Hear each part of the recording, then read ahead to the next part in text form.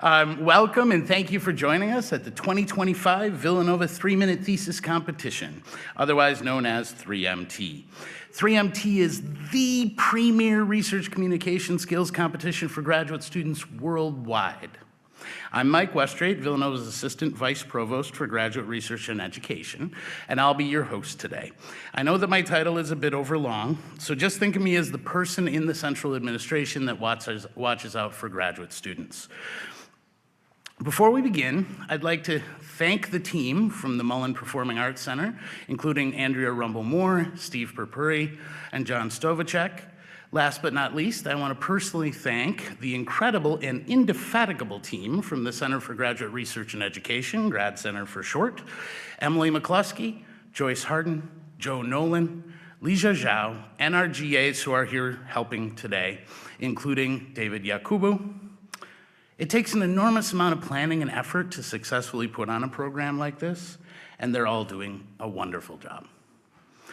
So while I have you all here, I'd also like to tell you a little bit about the Grad Center. We're a student-centered office dedicated to supporting and promoting all of Villanova's grad and law students. We provide a strategic, comprehensive voice for graduate students grounded in Villanova's Augustinian identity, mission, and values. We understand that grad students enhance the undergraduate student experience, the research enterprise, and the Villanova community. And we work to ensure that these relationships are reciprocal.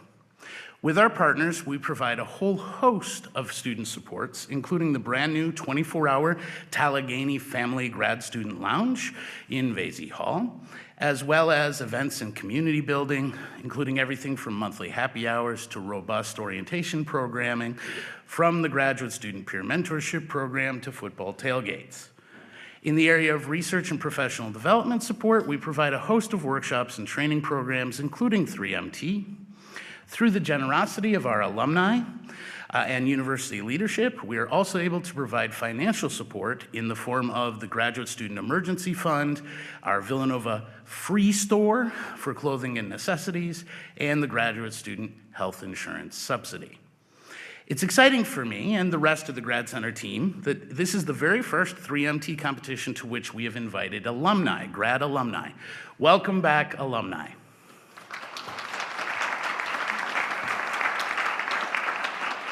Thank you for that. I was hoping you'd clap. At last count, Villanova has over 50,000 alumni from our graduate programs, and we appreciate each and every one of you. We'd like to invite you to get even more involved here on campus, especially with our current graduate students. If you're interested, please take a shot of this QR code, which will take you to our Getting Involved page, which is also the page for our Graduate Education Advisory Council, GEEK for short. I love that acronym pronunciation, just saying, right? So I want to take a moment to thank our council members. Many of them are here tonight. Would you please raise your hands, GEEK council members? All right, a round of applause for them, please. Please do talk to them at the reception afterwards. These are our advisors among the alumni and our ambassadors to the alumni. So thank you very much for being here. The GEEK had our very first official meeting today, and these folks spent the day helping us to discover new and innovative ways to support our graduate students and alumni. They'll be giving me feedback, I hope, more than we can do, capitalize on. So now back to 3MT, why you're here. So an 80,000-word master's thesis would take 9 hours to present. A 250-page PhD dissertation, mine was 320, would take days to present. In the 3MT competition, contestants have exactly 3 minutes, not a second more. So what exactly is 3MT? It's a research communication competition with judging, prizes, and fun. But why should we have a competition like this? At its core, the competition exists to promote the development of an essential professional skill set that helps researchers answer the question, so what do you do? A professional needs to be able to clearly and succinctly answer this question because the people that hire them and/or give them research funds often have no idea, not really, what it is they do, or why the rest of us should care what they do. We call a short answer to that question an elevator pitch, right? Because the answer should be just long enough to get through during an elevator ride at a conference or a job interview in a few seconds after you get out of the elevator. Indeed, 3MT was first developed in 2008 by the Dean of the Graduate School at the University of Queensland, Australia. He was thinking about how to teach the elevator pitch concept and skill set to graduate students, and coincidentally, the state of Queensland was in the midst of a severe drought at the time. To conserve water, residents were encouraged to time their showers and limit their showers to 3 minutes maximum. Apparently, everyone used timers in their bathrooms to accomplish this, including this dean, and as many of us know, really great ideas can come to us in the shower. This Aussie dean's flash of inspiration was that 3 minutes was the perfect timing for an elevator pitch, and that graduate students ought to perfect the skill of giving their pitch in 3 minutes or less to a broad audience. This is how the 3MT competition was born. 3MT competitions are now held at nearly 1,000 universities in 85 countries worldwide. The competition structure starts with folks like us at the local level in universities. And then there are regional competitions, national competitions. Here in the United States, that's the Council of Graduate Schools that hosts that, and international competitions. Our first place winner today will compete at regionals and maybe even the nationals. If everything goes right, just like it did 2 years ago when our winner here went on to nationals. Villanova's history with 3MT doesn't go back as far as 2008, but we're excited to move into Villanova's 6th year. 3MT started here in the College of Liberal Arts and Sciences under the direction of Dean Emery Woodard, sitting right there. Thank you, Dean Woodard, for bringing 3MT to Villanova University. So Villanova students have had great success from the very beginning. Our first winner, Catherine Kurtz, now Dr. Catherine Kurtz, who graduated from our philosophy PhD program, went on to win the regional competition in 2020. 3 years ago, Villanova's 3MT became a university-wide initiative, and we're able to host the event for the first time in person in this beautiful theater. The 2023 winner, Eliana Uriona, went on to win second place at the regional competition and represented Villanova at the national competition at the Council of Graduate Schools at their annual conference in Washington, D.C. I really enjoyed being there to see it in person. We have no doubt that this year's competition will be just as impressive. Our 12 finalists are all set to blow your socks off. So why would a university want to do this for its grad students? So it's professional skill development, that's really the main thing, but also a program like this tends to nurture the research and professional culture among graduate students and law students, and even among undergraduates, helping them to network, especially across colleges and levels. It also connects student researchers with a broad audience. When I speak with alumni who've been through this program, they remember 3MT is one of the highlights of their Villanova experience, largely because they get to tell a large audience about what they've been working so hard to accomplish during their time on campus, right? Toiling in obscurity most of the time, right? So it's you, both here in the auditorium and you folks online, it's you who add the special sauce that makes this evening so wonderful for the contestants. Indeed, all of the students who have participated have found it to be an immensely rewarding experience, regardless of who wins the prizes. So who can compete? All graduate and law students who have engaged in research while at Villanova are eligible to enter this contest, regardless of modality or class instruction. We had an online student contestant last year, for example.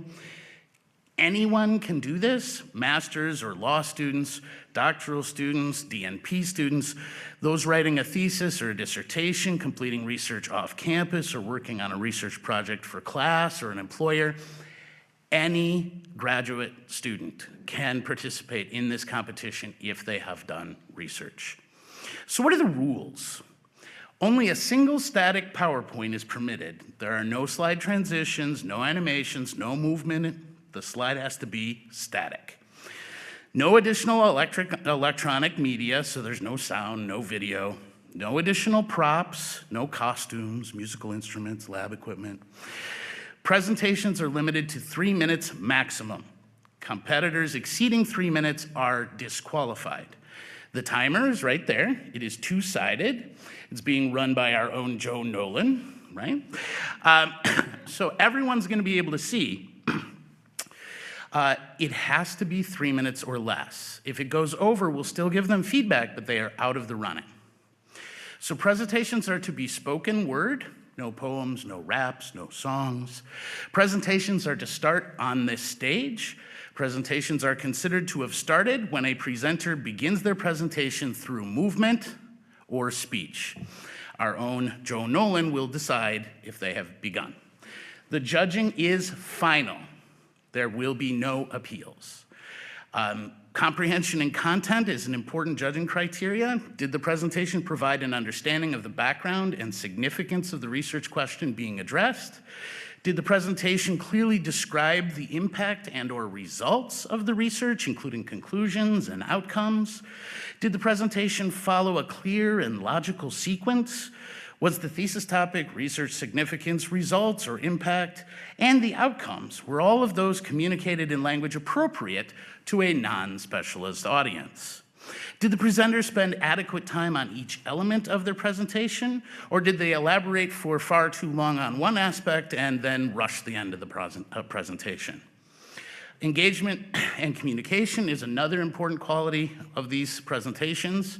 Did the oration make the audience, did they make you want to know more? This is probably one of the most important judging criteria, okay? So for the People's Choice Awards, think to yourself when you vote, who made you want to know more, right? Was the presenter careful not to trivialize or overgeneralize their research? Did the presenter convey enthusiasm for their research? Did the presenter capture and maintain the audience's attention? Did the speaker have sufficient stage presence, eye contact, and vocal range? Did they maintain a steady pace, have a confident stance? Did the PowerPoint slide enhance the presentation or detract from the presentation? So what are the prizes? They are not insignificant. How many of you would like $1,000? I know I would, I'm not getting any.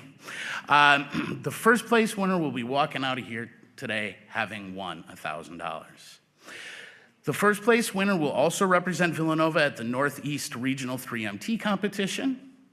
The second place winner gets $500 and is the alternate for the Northeast Regional competition. And then the People's Choice winner is $250.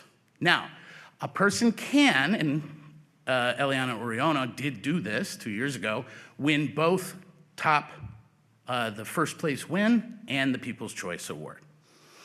So we would also really like to heartily thank our judges. On my right, we have the Reverend Peter M. Donahue, Villanova's 32nd University President and early supporter of this 3MT competition. Next to him is my boss, the best boss I've ever had, Dr. Amanda Granis, Villanova's Vice Provost for Research and Chief Research Officer. Then we also have Michael Reisch, Vice Dean of the Charles Widger School of Law. Thank you all for being here. On this side, we have Mary Terhar, the Associate Dean of Graduate Studies in the M. Louise Fitzpatrick College of Nursing. We have Manuel Nunez, Associate Dean of Graduate Studies in the Villanova School of Business. We have Maggie Wang, Chair of the Department of Electrical and Computer Engineering in the College of Engineering. And last but certainly not least, Dr. Emery Woodard, the Dean of Graduate Studies in the College of Liberal Arts and Sciences. Thank all of you for being here. And if we could have a round of applause for our judges, please. Thank you. And now for the main event. We have 12 amazing graduate student presenters today, so let's get to it. Please join me in a round of applause for all of the contestants.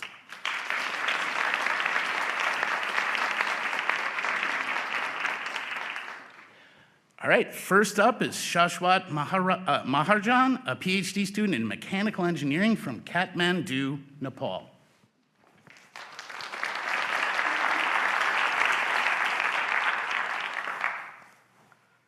Good afternoon, everyone. I didn't want you to feel guilty the next time you walk into the grad center and see those delicious cookies looking at you at the warm cookie station. But I want to ask you a real quick question. How many of you have had fillings or have cavities in your mouth? According to the American Dental Association, more than 175 million people get their fillings done by a dentist every year in the US alone. And more than 80% of the people will have developed at least one cavity by the time they turn 34. Typically, regular fillings only last about 5 to 10 years, which means you will find yourself returning to the dentist multiple times throughout your lifetime.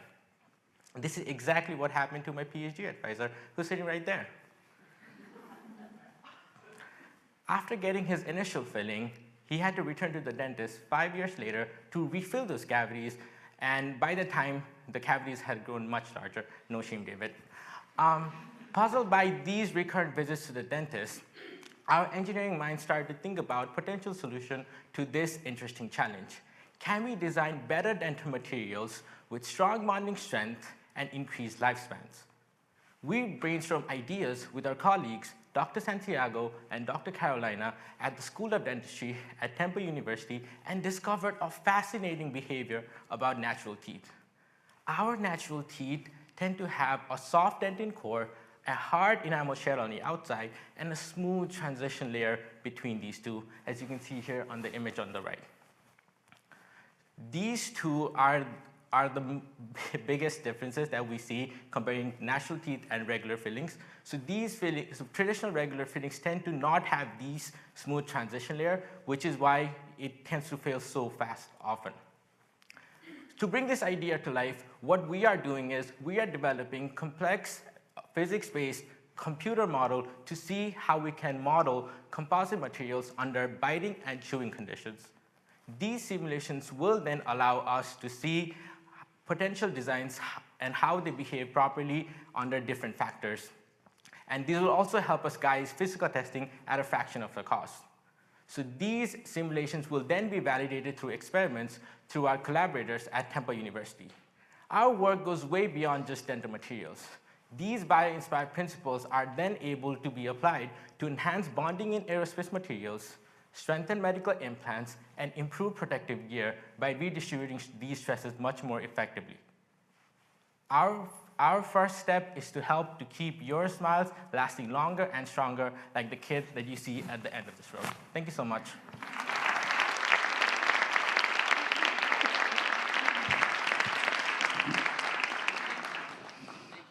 Shashwat, great job. So, Shashwat, I hear you speak 4 languages. What are the others besides English? So I guess the first one is Nepali, and the other one is Hindi, and I guess the last one is a local language called Newari. So, okay, and so what's your favorite? Oh, the last one, the Newari. The last one, that's the one you speak at home when you're a kid? Oh, I tried to. It's a tough one? Yep. Okay. Okay. So, Father Peter, do you have some feedback for Shashwat? Oh, would love to. First of all, I hate going to the dentist, so I wasn't sure I'm the right person to evaluate this. But if I don't have to go back very often, that's even better. So I thought you moved through it very quickly and explained it very well. And I thought your ideas were very clear. And I thought the humor that you put into it was good as well, because you kind of broke up the seriousness of cavities. So it was, or fillings. So it was well done. Thank you very much. Thank you. Thank you, Father. All right, another round of applause for Shashwat. Thank you.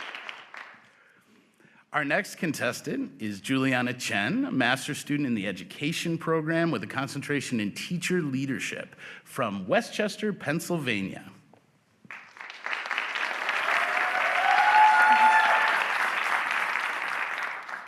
I invite you all to think of a story that was read to you growing up. Perhaps you grew up aspiring to be like a certain superhero or fairy tale princess.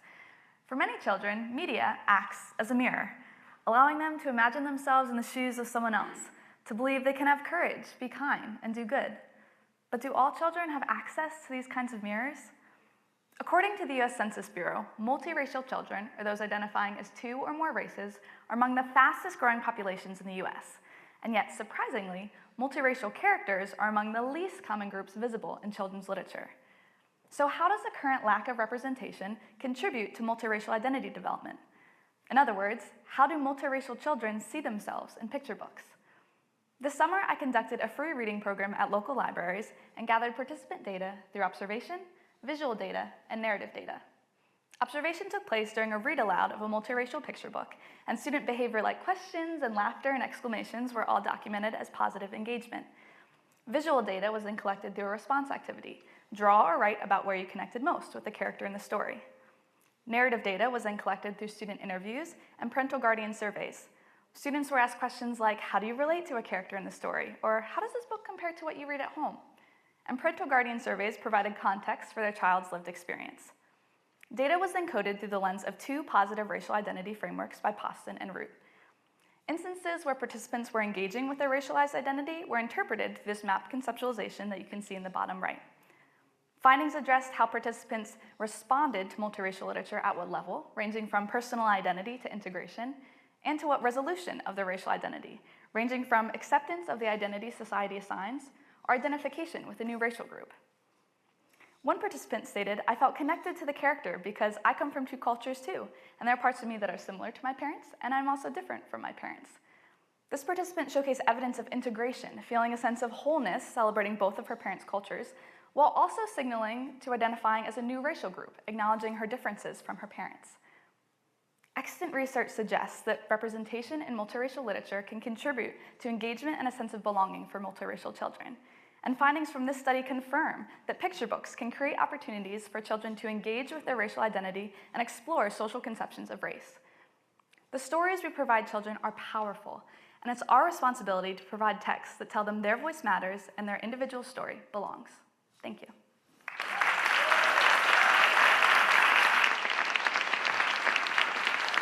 So thank you, Julianna. Really great job. So I understand you hope to author your own children's books in the future. So what I wanted to ask you is, what are your favorites from childhood? Do you have one favorite or 2? It's a great question. I would say I always like to have the wonder of a child, so I found a recent favorite. It's called Eyes That Kiss in the Corners. It's by Joanna Ho, and she writes about the Asian American experience and celebrating the unique beauty that comes from Asian American culture and physical attributes. So highly recommend. All right. Dr. Granis, do you have feedback for her, please? Yes, thank you so much for that great presentation. I can tell your research lives in stories because I feel like your presentation just took us on a nice story arc. You started with something that was very impactful. You had us all think about when we were kids. What did we think about as something we wanted to aspire to or be, and could we see ourselves in that? I really appreciated how you brought in, very clear, this is the topic of the research, why it's important, here's how I did it, here's the nature of the experiments and what we did and the results of those, and then you tied it up in a bow at the end with some, relations to existing literature, and then how this is gonna be, impactful in making decisions about how we can better represent different types of people in children's literature, and where we might be missing the mark currently. So I think you did a fantastic job. The slide is really great. I love seeing the pictures that came from the students and the subjects. The only indication of something I might change is just because my eyes are old, I can't read the tiny text on the bottom slide. Sure. Or the bottom figure, but other than that, I think this was fantastic. Thank you so much. Thank you.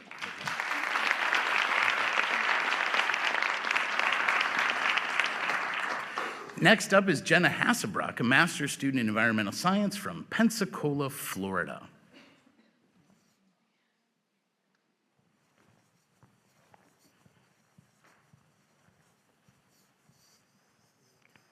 Do streams hold memory? It might sound strange, but in a way they do. Streams are more than just bodies of water. They're complex systems that can hold on to nutrients and pollutants for years, slowly releasing them over time. This hidden process can have major implications for both water quality and ecosystem health. My thesis work, which is a collaboration with Aqua PA, our local water utility, explores the long-term impacts of land use on water quality, specifically nitrogen concentrations in 6 southeastern Pennsylvania streams. These streams provide drinking water for tens of thousands of people in the greater Philadelphia area. Our goal is to understand how nitrogen gets into the water supply in order to prevent it from causing harmful algal blooms, which can increase water filtration costs and potentially lead to temporary shutdowns in water supply. To do so, I'm evaluating a long-term stream chemistry data set and analyzing historical nitrogen inputs from various sources, such as agricultural and commercial fertilizers, livestock manure, and wastewater treatment plants, to name a few. It's not enough to just identify these sources. We must understand how these sources have changed over time. This is because nitrogen that is filtered into groundwater from soils can take on the order of decades to reach streams. We've seen this in larger rivers like the Susquehanna, but my study is one of the first to examine this lag effect or memory of nitrogen in much smaller stream systems. What I have found is the nitrogen in my streams has a lag of 3 to 5 years.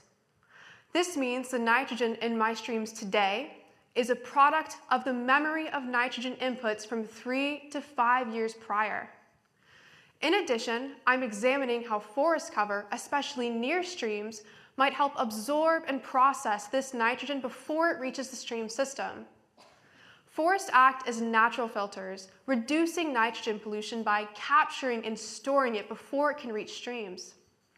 In short, they're nature's way of reducing and removing these bad memories. My findings suggest that our current approaches to managing present-day nitrogen loads in stream systems are not enough, and that we must also account for the memory associated with historical land uses. Equally important, my results show that planting trees near streams should be used as a mechanism to counteract these bad memories from the past. Collectively, these insights will help guide better land management practices to protect our water resources and help ensure cleaner, safer water for everyone. Thank you.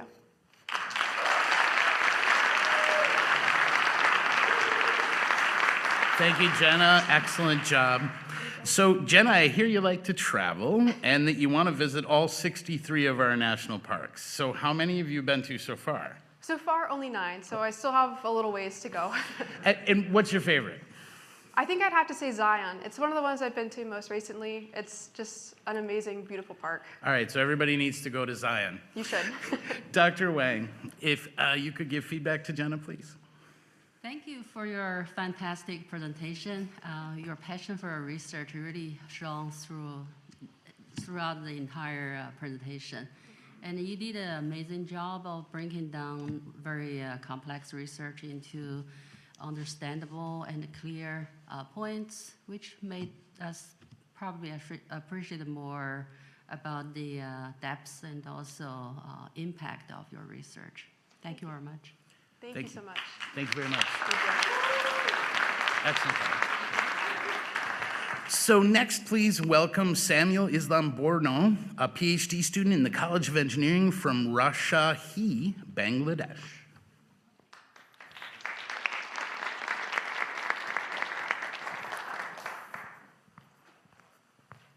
Good afternoon, everyone. Imagine a world without a smartphone, GPS, or the internet. Just 200 years ago, that was reality. Communication was limited to face-to-face talk, handwritten letters, or even if you're lucky, the newly invented telegraph. Let's fast forward to 2025, and now the world is buzzing with instant connectivity, smart cities, and wireless communication system. But have you ever been wondered that what powers this modern telecom revolution? Well, it's not a magic, it's a magic of engineering. At the heart of it lies RF and microwave power amplifiers, a key technology that transforms weak electrical signals into powerful radio waves. That waves connect everything from your phone to satellite. But here's a catch. These amplifiers are not perfect. They create signal distortion, causing wasting energy and some big problems. So, some big problems need some big solutions, right? Here comes in my research. I focus on revolutionizing these power amplifiers by tackling distortion through a technique called analog pre-distortion, in short APD. Think of it as putting corrective glasses for a blurry signal. It ensures words transmitted is sharp, efficient, and distortion-free. In my lab, I have combined APD with power amplifiers, and you might be asking, why does it matter? Let me paint the picture. First, solving distortion makes communication system more energy efficient. It improves satellite communication. Ultimately, it connects you to the world in a more efficient way. I have combined APD with power amplifiers and created an innovative setup that produced near ideal signal. The result of the system is more efficient, greener, and ready to meet the demand of the future. The graph you are seeing in the slide shows is the power of this approach. So behind the technology, it's not just a circuit board or few equations, it's a story of human innovation. Behind the technology and the problem, what I am addressing here is actually pushing the boundaries of what's possible in modern telecommunication. So the next time when you send a text to someone or stream a video, talk to someone, or checking your GPS, remember the invisible magic of RF amplifier is powering your world. Thank you.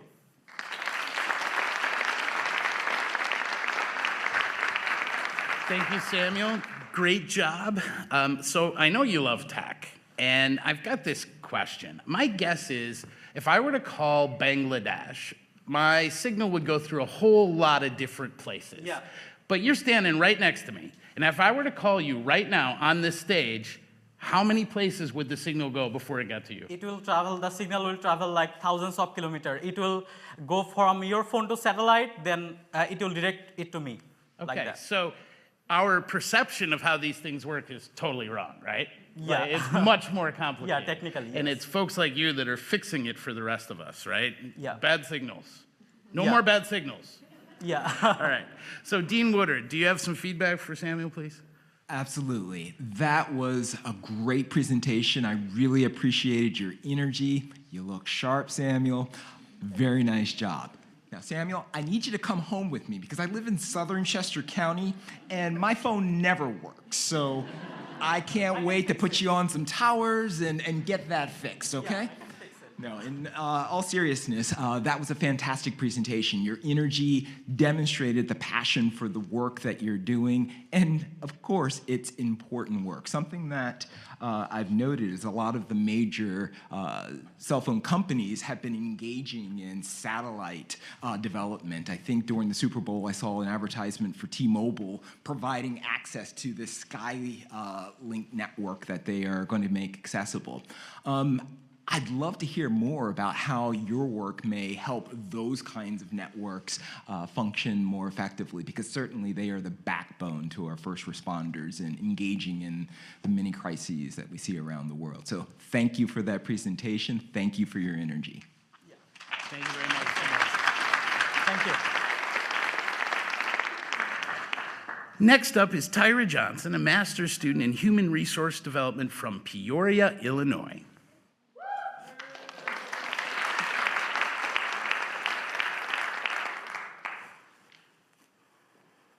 Thank you for being here with me today.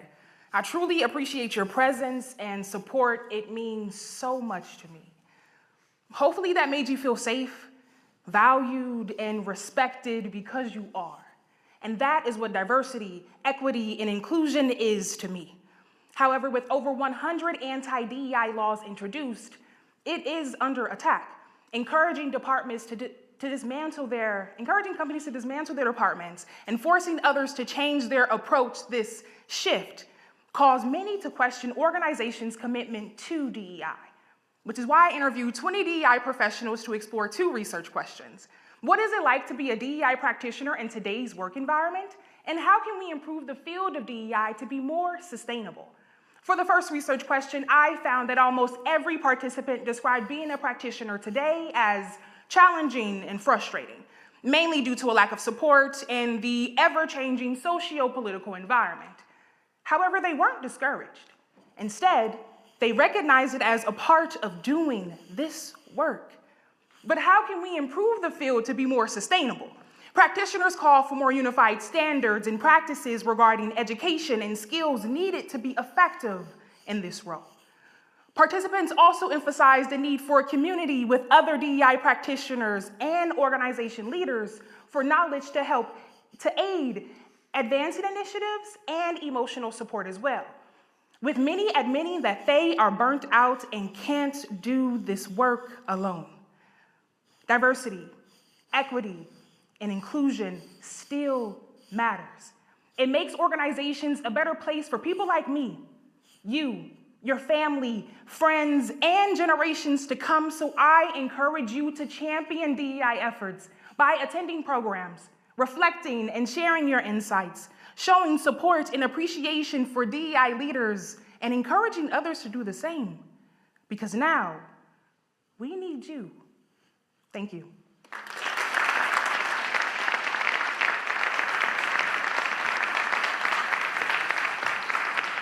Thank you, Tyra. Great job. So, Tyra, I know you're active in one of our graduate student groups here on campus. Can you tell us about that?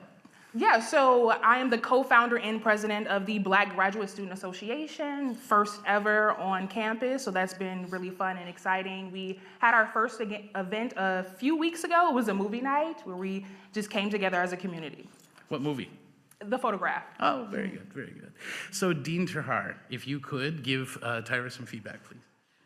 Tyra, you closed with you need us, and I would turn that back to you because we need you. I think that you owned that stage and this room in a pretty impressive way, and I think your idea does as well. I love the clarity of your two questions, and I thought you did a very good job explaining your methodology, which is so important if others are going to continue to do what you've done, try it again and extend it, right? So I thought that was great. You talked about consistency and skills. So I'm a nurse, and in my profession, we talk about compassion fatigue, which is when caregivers are continually exposed to stress and great need, and that leads to burnout. And I think what you spoke about is how you can empower folks who are engaged in DEI so that they can be resistant, to compassion fatigue, which I think is something that everybody in DEI is going to have to struggle with in the time to come. So thank you. I thought you did a great job on a very important topic. Thank you very much. Thank you, Tyra.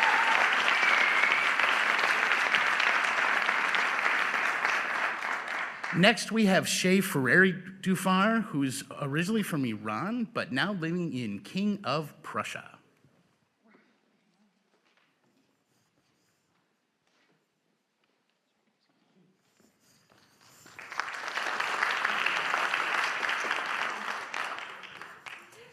Hello, everyone. Imagine a doctor wants to detect brain bleed inside your head without any kind of surgeries or using radiations, X-rays. Sounds like science fiction, right? But it's not. Actually, my research turns this idea into reality by using simulations, computer simulations, and light. Well, let me break it down for you. I work with specific types of images called MRI images.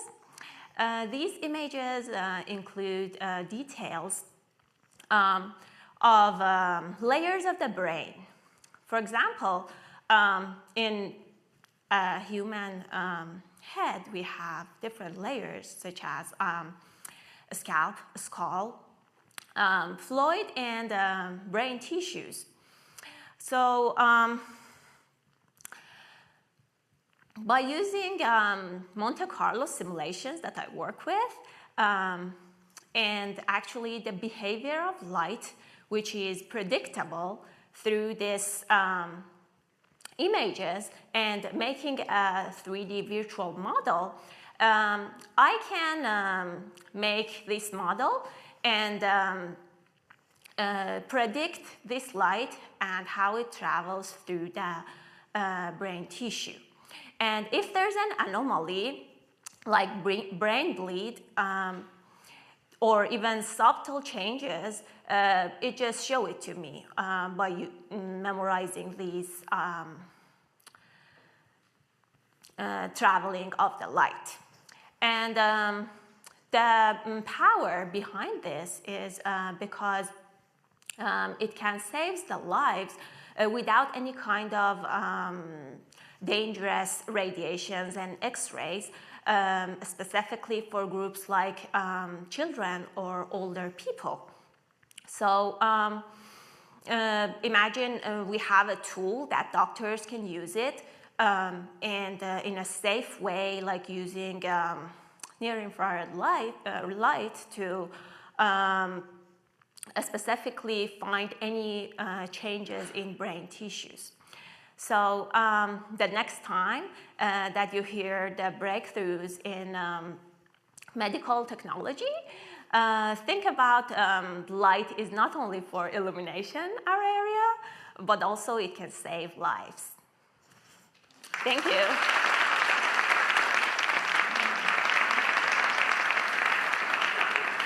Thank you, Shay. Excellent job. So I know you just helped start another graduate student group.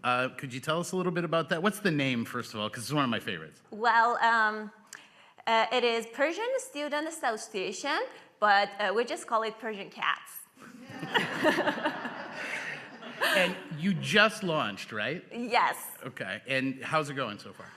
Great. And actually, it helps us to have a very great community of Persians.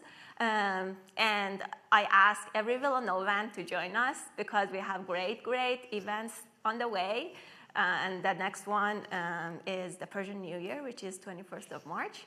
And I invite all of you to join us.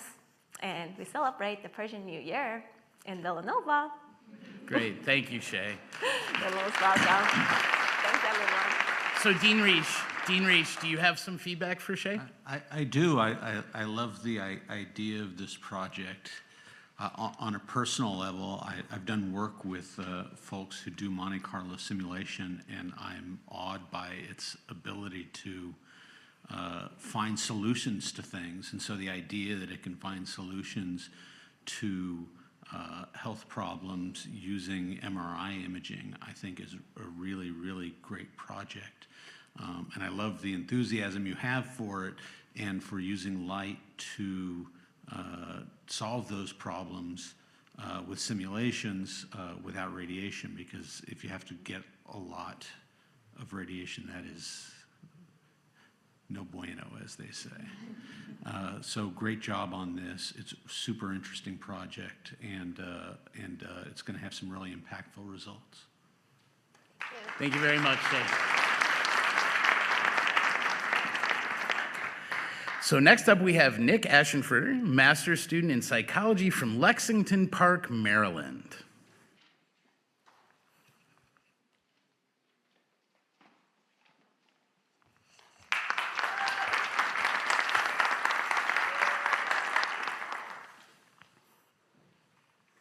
Not to brag, but I know people who've had sex before. My mom, for one, and maybe even my dad. And I say this and it's funny, because culturally, we view sex as a universal facet of the human experience. Yet not all so-called universal experiences actually are. Asexual individuals are those that experience little to no sexual attraction. And if you haven't heard this term before, don't worry. Even psychologists have spent very little time researching this group, and yet the work that has been done is striking. Asexual individuals report more anxious and depressive symptoms than straight individuals, and may experience discrimination when trying to get a job or rent a home. Clearly, this is a problem that needs to be addressed, and yet to combat prejudice, first we have to understand it. To that end, I investigated 3 attributes: social dominance orientation, traditional gender role values, and moral disengagement, to see if they may be connected to this form of prejudice. Social dominance orientation is a preference for one's in-group to be at the top of the social ladder. Asexual individuals, then, may experience more prejudice from out-group members with a greater degree of this attribute. Traditional gender role values are preferences for more archetypal behavior from males and females, such as embodying the roles of father or mother. If asexual individuals are less expected to have sex or reproduce, they may experience more prejudice from those that care more for these traditional attributes. Finally, moral disengagement is a tendency to suspend one's own moral values based on circumstance. As this attribute permits the unequal treatment of others, I would expect that those with more moral disengagement would endorse more prejudice.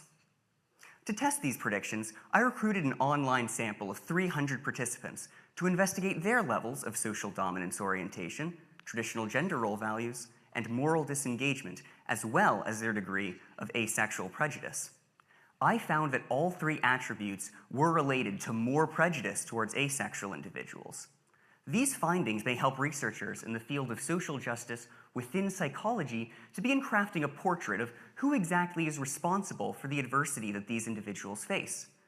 Further, this may help them to identify what attributes future interventions may target to counter this form of prejudice. So has my work solved bigotry? Well, sadly, no. But every piece of research that helps us to understand prejudice just a little bit more brings us one step closer to a world without it. Do asexual people break the mold? Perhaps. But who are we more in danger of? Those that remind us that our experiences aren't universal, or those that take those deviations as an excuse to hurt others? Thank you.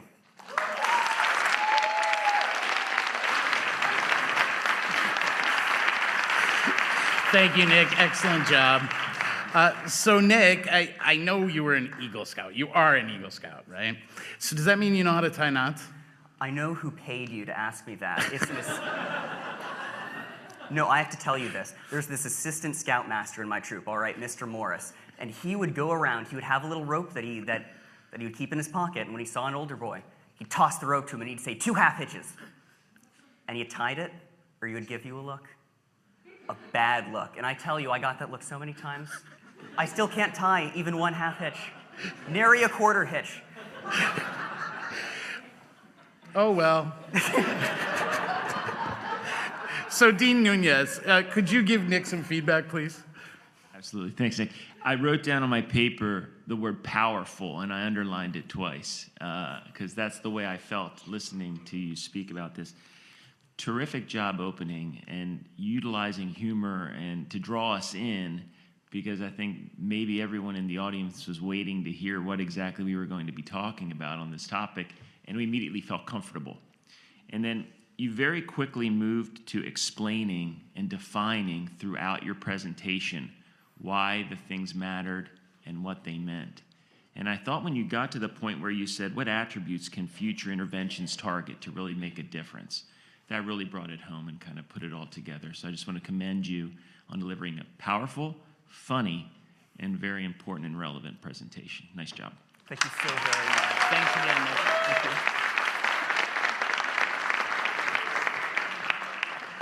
Next, we have Joe Harmar, a law student in the Charles Widger School of Law from Glenside, Pennsylvania.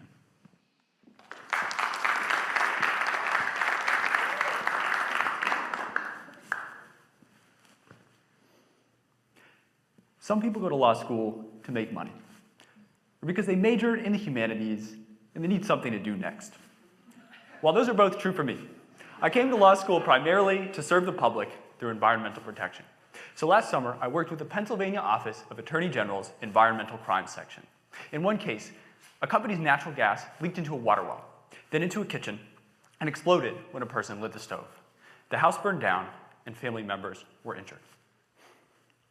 We rely on the government to keep us safe and step in when companies make criminal choices that hurt us.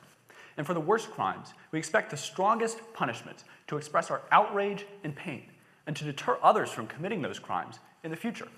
But what if a US law for punishing the worst environmental crimes has a gaping hole? That's what I've been researching. The Alternative Fines Act, the AFA, allows fines of up to twice the gain or loss from a crime. So if a company gains $2 million from dumping natural gas in the river, it can be fined up to $4 million. But the AFA gives judges a choice not to calculate the fine if it would unduly complicate or prolong the criminal sentencing process. Then along came a US Supreme Court case called Southern Union. Before Southern Union, the government could prove the facts of a crime to the jury, and then could prove the complicated facts needed to calculate the fine just to the judge. After Southern Union, the government has to prove all the facts, including the complicated ones, to the jury. This makes AFA fine cases take a lot longer. But remember, Congress gave judges a choice to skip the AFA if proving it would unduly complicate sentencing. This blocks the government from proving AFA fines in complex environmental crimes cases. I call this the complexity problem. For example, when Volkswagen got caught cheating on vehicle emissions tests, the government's guilty plea agreement gave it a 50% fine discount worth billions based on what it called litigation risk. Litigation risk meaning the government was worried about running into the complexity problem. In another case, a utility called PG&E caused a pipeline explosion, killing 8 people and injuring 58. The government tried to fine PG&E hundreds of millions, but silently dropped the fine when PG&E brought up the complexity problem. In response, my research supports 3 conclusions. First, in nationally significant environmental crimes cases, complication and prolongation are due rather than undue. Second, courts should discount tactics by criminal defendants that complicate or prolong the sentencing process. Third, in the worst environmental crimes cases, courts have legal justification to efficiently approximate gain and loss calculations. These conclusions allow AFA fines to express our pain and outrage at the worst corporate environmental crimes and to deter these crimes in the future. This should hold true regardless of presidential politics. Thank you.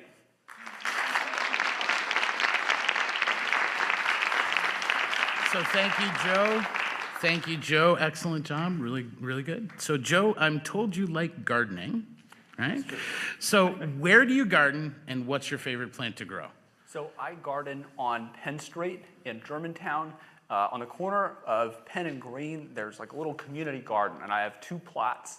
And so I grow vegetables and, some greens and tomatoes and things like that. What's your favorite plant to grow? So I've grown cherry tomatoes, eggplants, kale, salad greens, I like cherry tomatoes because the squirrels eat them less than the big tomatoes, right? So, Father Peter, do you have some feedback for Joe, please? I thought you did an excellent job, and I think you're choosing the right profession. So as you move forward, you explained it very well. It was very clearly thought out. I thought your slide was very intriguing. You showed the results of things, what happens to people, and just the headline itself of the San Francisco Chronicle clearly explained what you were trying to convey with this work. Well done, well researched, and well explained. So good luck with your fight. Thanks again.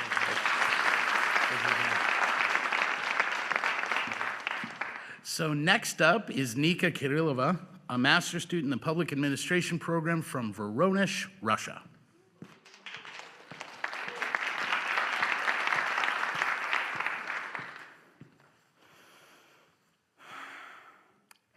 Years ago, I had a conversation with a friend who was a high-level executive at an international company.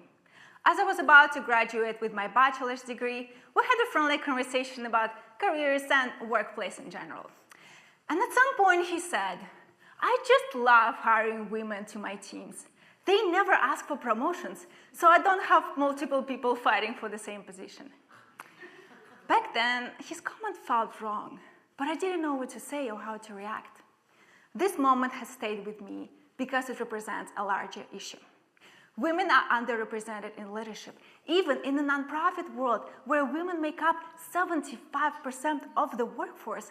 Only 20% of nonprofit CEOs are women. In 2022, women received 63% of all master's degrees, proving that they are ambitious and eager to advance. But somewhere along the way, something stops them. And I wanted to uncover that something. My research explores the perception of barriers women face striving for leadership. I conducted in-depth interviews with Villanova MPA program alumni who have risen to leadership in the nonprofit world. The goal was simple: to understand what women see as the biggest barriers to advancement. And the first barrier I discovered was family. Word frequency analysis revealed that the word family came up most often in the context of barriers to leadership.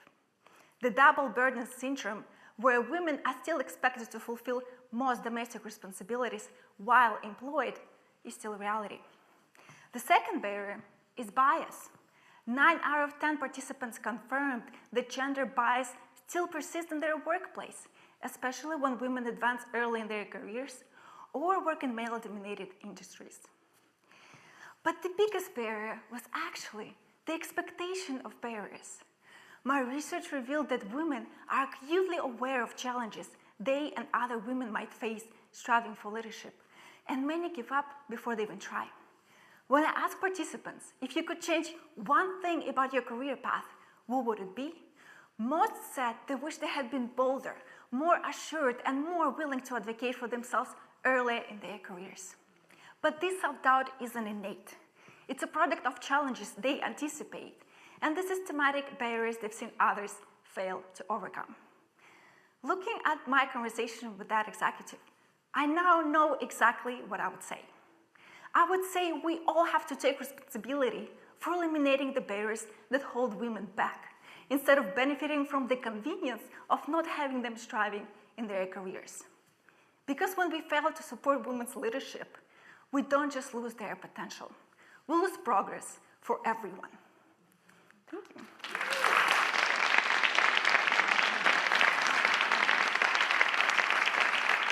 Thank you, Nika. Great job.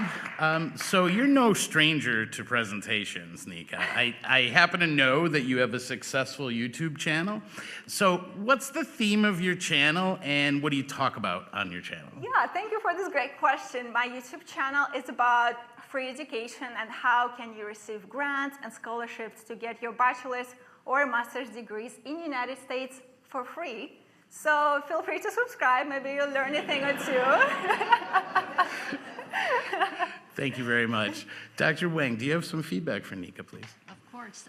Excellent presentation and research. I was very impressed by how you connected your research with real-world examples, and I really appreciate the way you present your research, and also, to connect all things together in a very engaging and informative way. So myself as a chair, so I face all those challenges all the time. Look forward to your thesis. Thank you. Thank you very much. Thank you very much.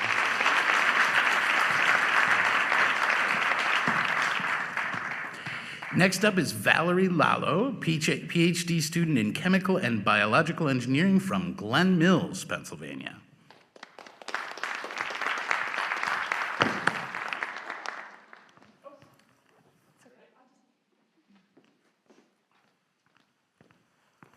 Have you ever snuck candy into a movie theater in your purse to avoid getting caught by the staff? That's kind of what my lab does. But instead of candy, we're sneaking important drugs into the body without being detected. We focus on delivering nucleic acids like DNA and RNA, which are already found naturally in your body. These molecules can also be used as very powerful therapeutics for controlling which genes are expressed by your cells. But there's a catch. They struggle to get to the right spot in your body without being attacked or stopped along the way. Plus, their effects don't last very long when they're used on their own. To solve this, my lab designs nano-sized vehicles made from materials called polymers. These vehicles can protect the nucleic acids, helping them discreetly reach their target and slowly release them over time so the treatment lasts longer. Right now, we're focusing on using these vehicles to deliver therapeutics to the blood vessel cells in your kidneys. It's important to stop inflammation in the blood vessels before it reaches the kidney tissue. Why focus on kidneys? As of 2023, over 800,000 people in the US had kidney failure, while only about 27,000 received transplants. Of those transplants, 10 to 15% were rejected within the first year. That means many people are left waiting, or worse, they don't survive. One of the biggest problems with kidney transplants is what happens during the procedure. When blood flow is temporarily stopped and then restarted, it damages the kidney tissue. This triggers inflammation, making it harder for the body to accept the new kidney, particularly in the first 30 days after the transplant, when the risk of rejection is the highest. Normally, to help with this issue, Patients take medications called immunosuppressants to calm their immune system. But these drugs can leave them vulnerable to infections or other illnesses, which could also be life-threatening, and they don't work for everyone. That's where our delivery system comes in. We're designing vehicles that can deliver nucleic acids directly to the kidney to reduce inflammation at just the right time, right after the transplant before the organ is transferred to the patient. Thus, the suppression of the immune response would only occur in the kidney and not the whole body of the patient. These vehicles can sneak the therapeutics in without being noticed by other cells and slowly release them over time, providing a treatment that's administered once but lasting weeks. This could reduce inflammation for the duration of the high-risk period, giving the kidney a better chance of being accepted by the body without the need for harmful immunosuppressants. Our ultimate goal is to make kidney transplants safer and more successful, helping more people get the life-saving treatment they need. Thank you.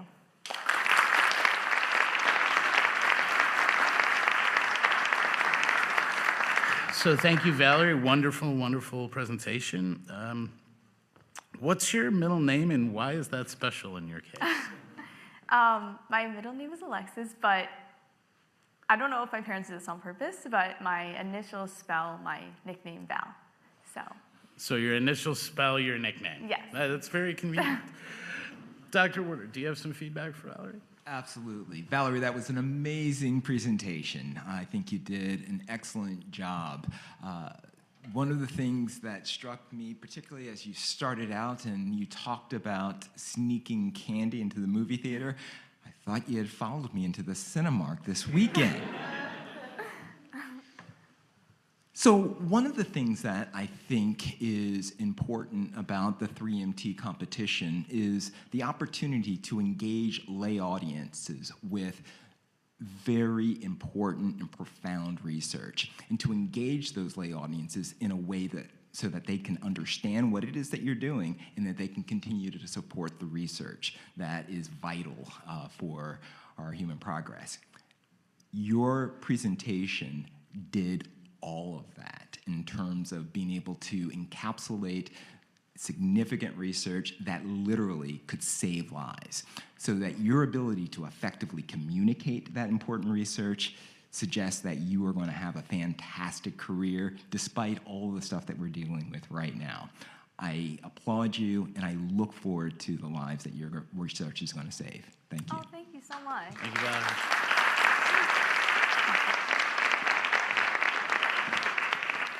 Next, we have Ailey Pasilico, a doctoral student in theology and religious studies from Bayville, New York.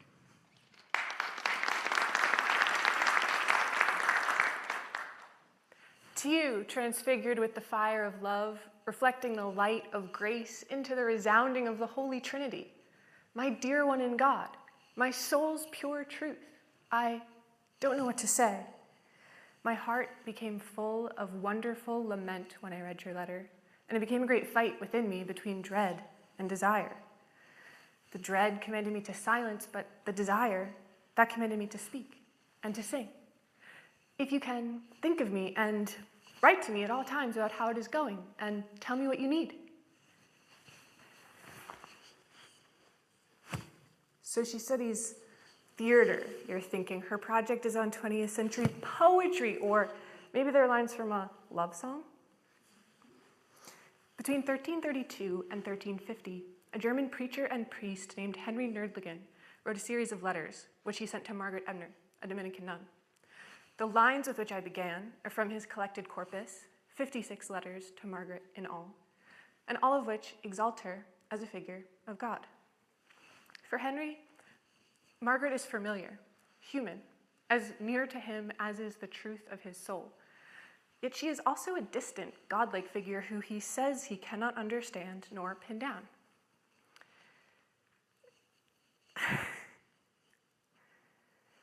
As I argue in my dissertation, Henry's letters to Margaret, and particularly the way that they are received by her and her convent of some 70 nuns in a public practice of reading, sharing, and preserving them, offer 21st century readers more interesting, if not more expansive models for celebrating personhood as indeterminate, as resistant to neat binaries and orders. That is, Rather than admonish Margaret, Henry and the sisters love and even seek to emulate her as indeterminate. Using the letters as scripts, they cultivate ways of being like her, even as they maintain devotion to her as someone particular, unique, and strange. Their devotion means that there's something in the Christian theological tradition which not only holds space for, but prioritizes celebrating personhood as complex. Margaret confounds neat orders and binary distinctions, and it is because of this that she is worthy of emulation and love. I offer this Christian tradition, its emphasis on collectively celebrating personhood as indeterminate, as a critique to the dominant norms of Western society, also Christian, which have historically sought to determine what it means to be a person worthy of recognition and love. Thank you.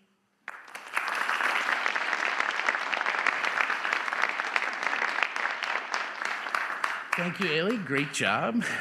So I've been told that you can control the muscles on part of your head in ways that the rest of us can't. What part is that? My ears. Your ears? So you can wiggle them? Yes. Oh, that's so cool. I won't ask you to. Dr. Granis, do you have any feedback for Ailey, please?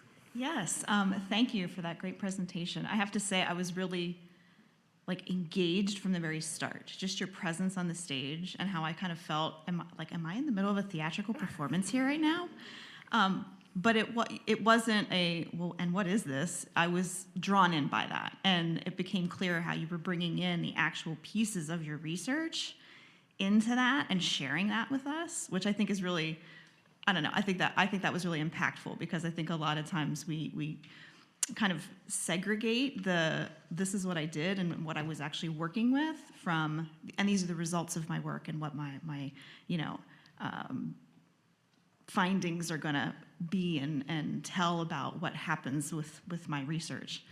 So I thought that was really impactful, and I really, really enjoyed that. And I have to say, I'm a chemist, and the fact that I could follow the thread of your story through your presentation and bring that to the end where you're kind of bringing it into the 21st century, and how these works from hundreds and hundreds of years ago are giving us an insight into how we might be thinking differently about how we approach things like determination of personhood and I'm kind of thinking in my mind in the checking of boxes, and you're kind of unraveling that thread a little bit for us. So I thank you for that. Thank you. Thank you, Ailey. Finally, we have Maddie Bettinelli, a master's student. I think she has friends here. A master's student in psychology from Yorktown Heights, New York.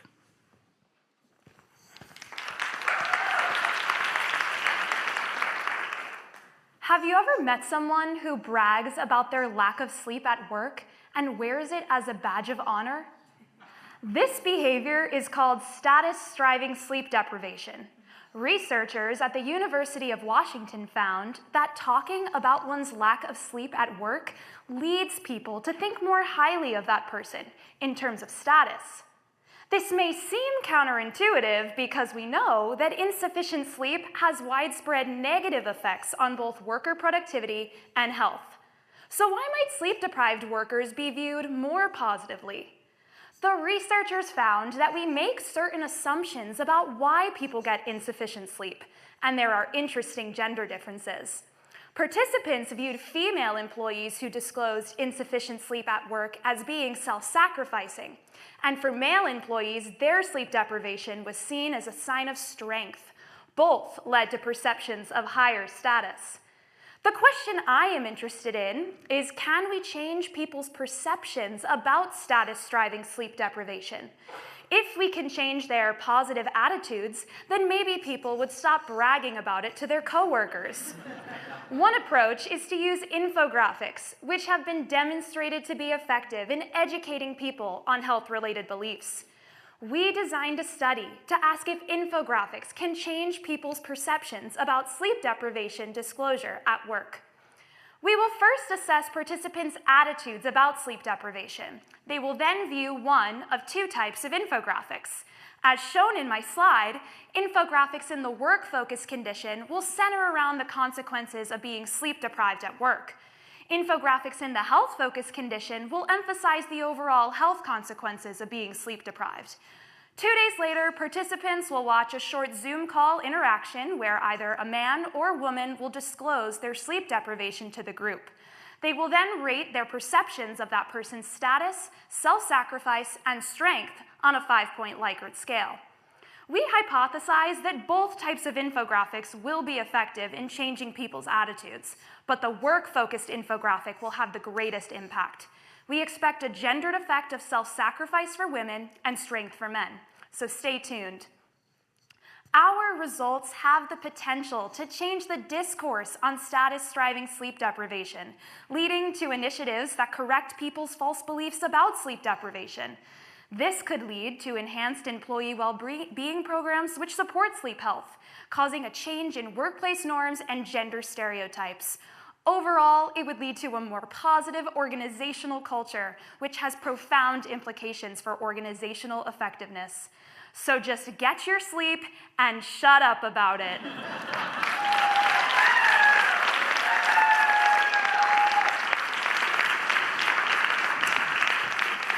So thank you very much, Maddie. I really appreciate it.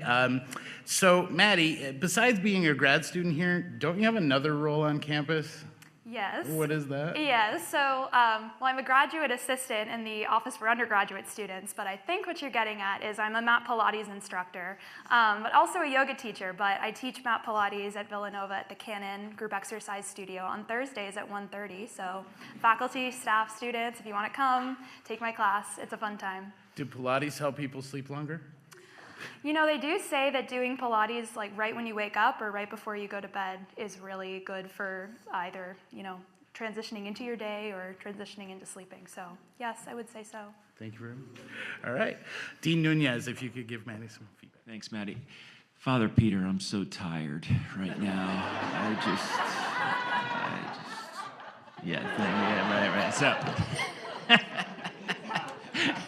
So I love this presentation because I think you touched on, we're very familiar, I think, with the physical effects of not getting enough sleep, but delving into the perceptions of not getting enough sleep is a really fascinating area, and it made me immediately go to the medical field and think about residents and other things like that. We kind of wear those things as a badge of honor. And I think exploring the cultural nuances, too, would be very interesting as well in terms of how that's perceived. Your presence on stage is fantastic. You established yourself as an authority right off the bat just by the way you were talking about in your presence. So I look forward to seeing how your research unfolds. Thank you very much. Thank you so much. Thank you, Maddie. So that was great. We just finished applauding for Maddie, but now join me, please, in giving the entire group a round of applause. They are now sitting back there. So before their presentations, they were back in the green room, and then as they finished, they got to come up and sit in the seats. No matter how the final results shake out, all of the contestants deserve our kudos for putting in the time and effort to prepare for this competition. Well done, all of you. I think it's really great. All right.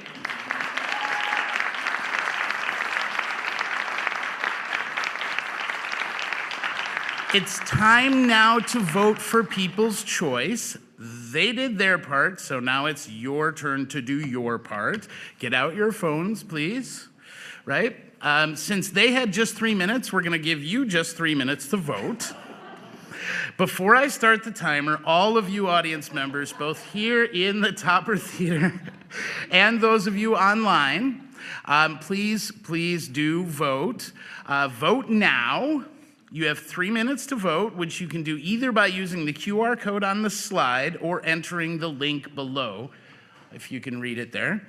I thought about getting some Jeopardy music ready and putting it up, but no. So during this time for voting and the tabulation of results, I'm going to take the opportunity to ask our wonderful contestants a few more questions. Okay, students, so anyone can answer. Please just hand down the mic. On? All right. So anyone can answer this one. I need volunteers. What led you to participate in this competition? Who would like to answer that one? All right. Nick, and then you can pass it down to Nika when you're done. So last semester, I was in a pro seminar course led by Dr. Irene, who's in attendance with us even. Woo! All right. and she had us develop a script and a slide and practice a performance in front of the class. And at that point, I said, well, I've done most of the work anyway.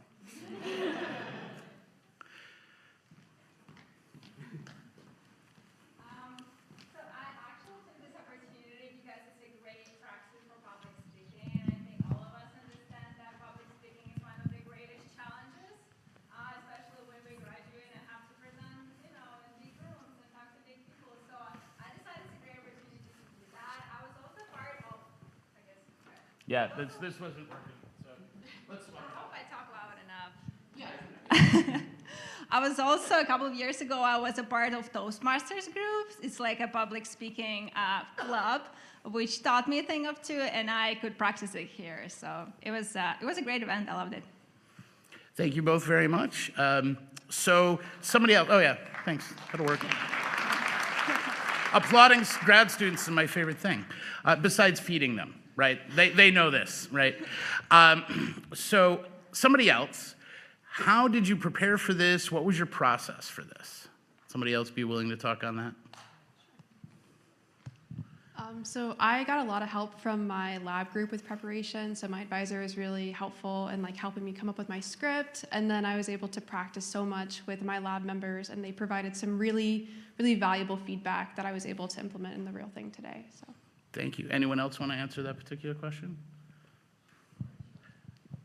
Joshua. Yeah, I guess it was kind of the same thing for me, like back and forth feedback, like presenting with in front of friends and even in front of my advisor. And I'm kind of grateful my advisor let me make a joke in his expense. So, so I guess that was the part of my preparation, I guess. Thank you. And if you would pass the microphone all the way down to Shay, please. So this one I'm going to ask all of you to answer. I'm going to stop the buzzer. Okay. I'm going to ask each of you to answer this last question. And I just want to go down the line from Shay all the way down to the end to Maddie. What is next for you? Research or career-wise, what's next for you after this year at Villanova? Shay? Still research. Here? How much longer do you have? After 3 journal papers. Okay, cool. All right, and anything you want to say about your career? I'd like to invite more women in engineering fields, specifically computer engineering, which is my major. Absolutely. Thank you. Nika? I would join. I'm not prepared, but if I could, I would. But I'm graduating this semester in the end of the academic year, which I'm very excited about. In the next, I think 6 months, I plan to publish my research in a couple of journals. I already submitted this paper to a concept journal, and let's see where else I can submit it. And when I graduate, I will work either for a nonprofit organization or a local township. And I'm thinking maybe going back to do PhD, but we'll see. Thank you. Joe? Yes, so I am currently interviewing for jobs, so I don't want to say too much. But recently, I had the pleasure at the Villanova Environmental Law Journal Blank Rome LLP symposium of meeting David Ullman, who is a noted scholar in the area I wrote about, and also was most recently the former assistant administrator at EPA and the Office of Enforcement and Compliance Assurance. So I got to talk with him about my work, which is pretty cool. So who knows? Maybe I'll be working with him or for him someday. Yeah, thanks for the question.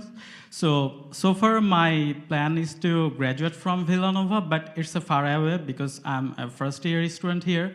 But if you are asked for after Villanova, yes, I have a plan to contribute in the industry, and I hope so. I don't know, but I want to work in NASA or SpaceX like that. So I want to contribute to findings the extraterrestrial intelligence, and I want to work with them, actually. That's so cool. I wish NASA hired historians, right? I'm a historian. I know, I know, but I have to make enough capable for that. It's not so easy, right? All right, Ailey. I'm nearing the end of my time at Villanova in the doctoral program, and I'm looking forward to being on the academic job market in the next few years. So I'm graduating in May, so I'm finishing writing everything and working towards publication. And then after graduation, I have plans to work with the U.S. Geological Survey doing water quality work. Thank you. So far, I've been working in cells. So after this, I think I'll start working in more realistic models to what we see about delivery in the human body. And then once I graduate, I think I'll look for a job in like biomaterial development, research and development. I also graduate in May, and I hope as far as what's next is just to keep leaning into wonder and creating spaces of belonging in education. I guess in my case, it's mostly going to be research, honestly, but I guess something outside, like I look forward to is trying to help kids get access to college as well, so. I also graduated in May. I'm really looking to go into training development or organizational development, but overall, I really want to change the DEI space.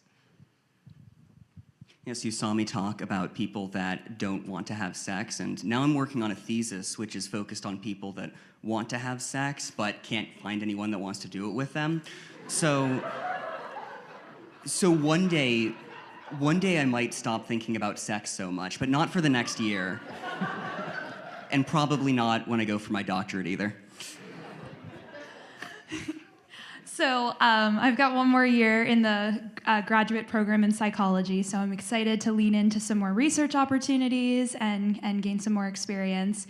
And then afterwards, my utmost goal is to be an industrial organizational psychologist and work in organizations, work on change management, and I mean, I'm super interested in the sleep deprivation literature there, so I'd be interested to work in that capacity as well. Cool. Thank you all very much.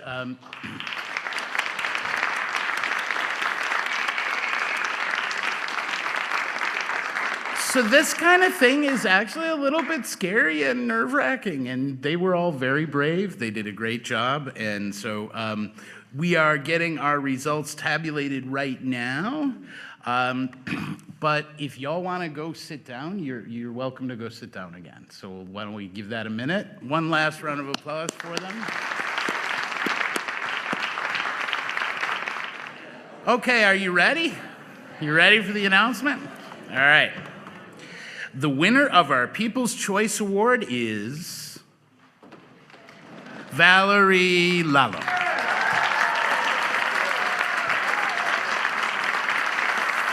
Great job. And I love the drum roll thing. Let's keep that going. Second place with $500 and alternate for the regional competition is Valerie Lalo.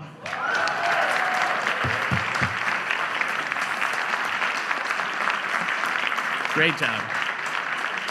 And our first place winner, recipient of the grand prize of $1,000 and the chance to represent Villanova in the regional 3MT competition is Nika Kirilova.